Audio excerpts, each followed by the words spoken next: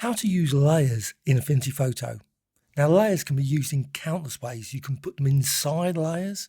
You can also combine them with live effect layers, and of course, many more. I'm just going to quickly go through and show you how to create sort of designs like this. First thing to do, let's just remove that and start with a very basic rectangle. You could, of course, start with anything, but this is a shape layer. And with that, I'm just going to use one with no fill. So you can see no fill there, and stroke. And the stroke is a very interesting one, but you of course can create all kinds of different colourful swatches and effects, anything, just using different gradients. Now what you can also do is click here and scale with object. So if you use this and duplicate this design, it will scale. So I'm now just going to quickly duplicate it. So go over here, select the move tool. I'm going to press return or enter on the keyboard. So it comes up with this. This is in version 2 of Affinity Photo. So if you've got earlier versions, this panel does not exist, but you can manually create it.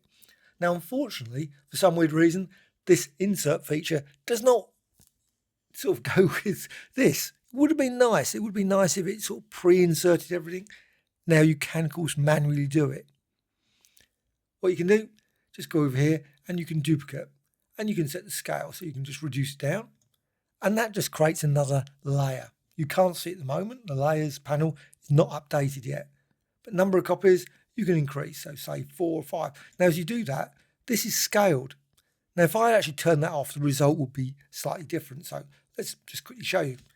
So undo, again, click here, scale with object, and then press return or enter again, and then go duplicate, and then scale again, and then number of copies, and you can see the result.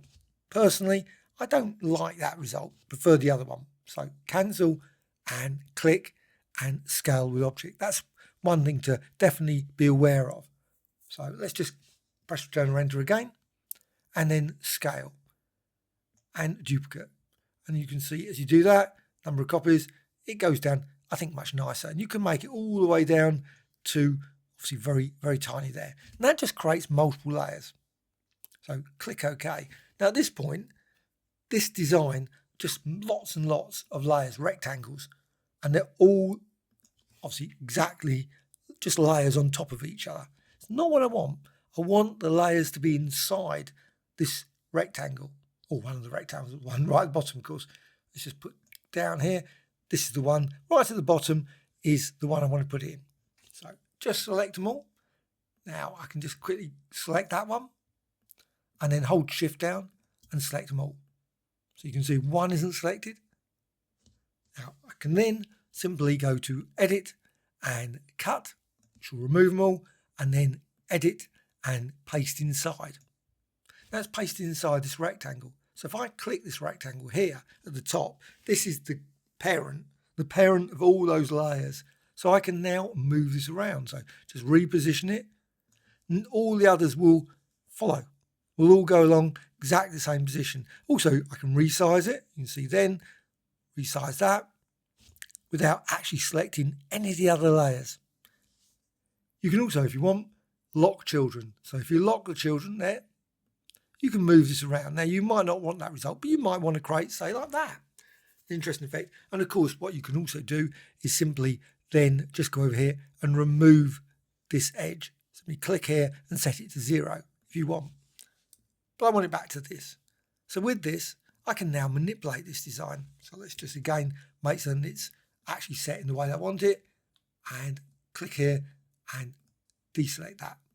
So now if I move it around, they're not locked, so they can be repositioned.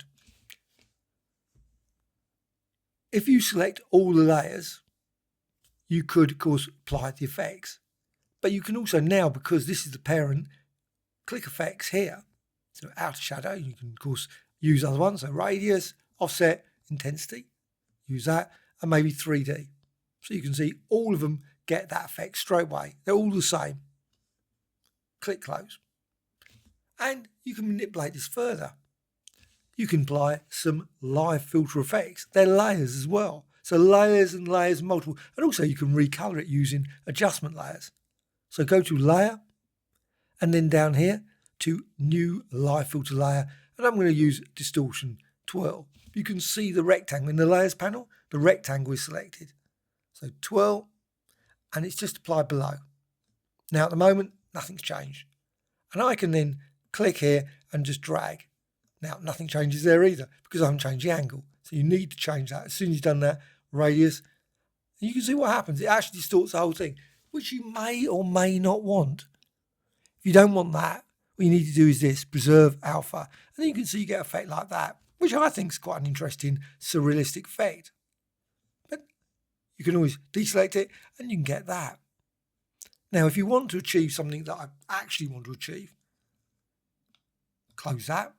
You can see the twirl there. You've got all the rectangles. They're all live. You can still go and manipulate them. You can move them around. You can recolor them. They're not all dependent on that parent. So you can go down to one and just click there and then go over here and change things. So stroke, go to swatches, maybe select a different one there and select another one there. And you can see it's changed. Now, the result is not seen. But let's just go down there, select that one, click there and swatches, click that one. And you can see now you can see it. So obviously it does change if you change them independently.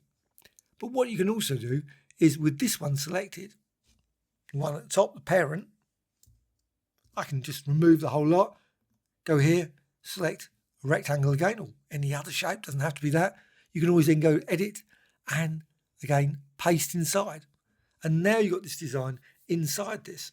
Now what I want to do is actually resize this slightly. So I want to resize that so it actually fills the entire design. So let's just drag this out, something like that. And so you've got that sort of design. Now I'm not too happy with that now, so I can just change it again. Simply click up here, go to swatches, and you can use any of the swatches. Now the swatches you've got will probably be different from the ones I've got. So you've got that design. And then I can do exactly the same as before. I can resize it. I can also use this to lock it as well. And also I can apply additional effects. So click here in effects and I can go to 3D there.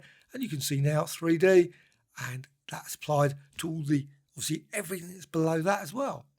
And again, you can modify it, change things like the outer shadow as well, radius and offset, etc. and close. But also you can duplicate this layer. And this is the thing about Affinity Photo. Affinity Photo, you can just combine lots and lots of different designs multiple times. But also apply live filter effects on top of this one as well. So you could go to layer and again down here, new live filter layer and distort, maybe use twirl again. So twirl and then again, still need to set the alpha, radius, change that, move that around. You can see you've still got that one, that twirl there, but you've got this lovely edge effect there. Now, what you can then do is you can change that radius and exactly the same as before, you can always do preserve. Again, creates a slightly different effect. Click OK. Click preserve alpha there, turn it off. Well, this design, you can do exactly the same as before. You can duplicate this design. So with this, press return or enter and you get this. But you can also apply other effects as well. I'm just going to go and apply good old layer and new live filter layer and distort and mesh warp. So you can just distort it. So let's just drag this down, create something like that and done. Again, that's inside there. That's got also the twirl as well. And with the rectangle, just go over to the move tool, press return or enter on there. And then just duplicate this. So number of copies, set that to 6, say, and set the scale.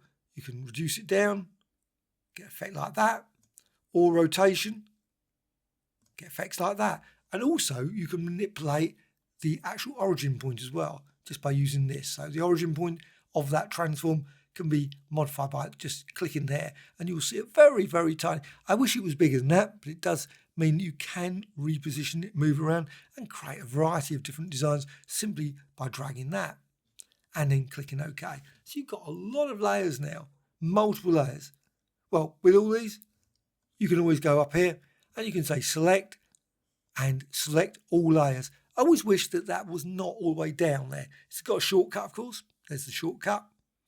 but select all layers, and then it makes certain that all these layers are selected. Even though it doesn't actually look like it, that one is actually inside this one. Always occasionally confuses me when I look at it. I think, oh, that's very strange. Well, you can also rasterize it, reposition it again. Just let's reposition it actually inside the document. At this point, you can then right click on the layers and you go down here and you can group. So they're all grouped into one, and right click and rasterize. So you can rasterize it.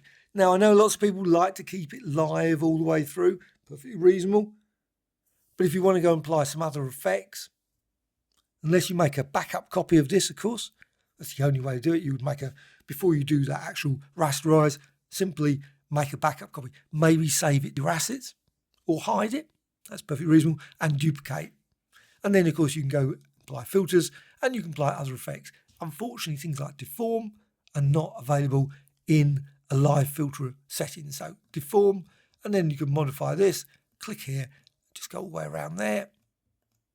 And with that, you can then reposition and stretch this design and distort it and create a variety of other designs like that very quickly, which I think is a very abstract background or overlay for any image. And also you can always use similarity, probably I think even better to be honest, and click apply. That's layers, run through of quite a few of the features of layers, but of course there are other features of layers as well in Affinity Photo to explore. You've also got masks, you've also got new adjustment layers as well, so you can at any point just say, you know what, I don't like the colours, I can just go for, say, black and white, and then you can manipulate that, maybe make the reds there, just change that, yellows there, and close, and you've got very unusual abstract textured design, which of course you can then use with many other designs as well. Hope you found this of interest. Any questions, please let me know in the comments below. Bye.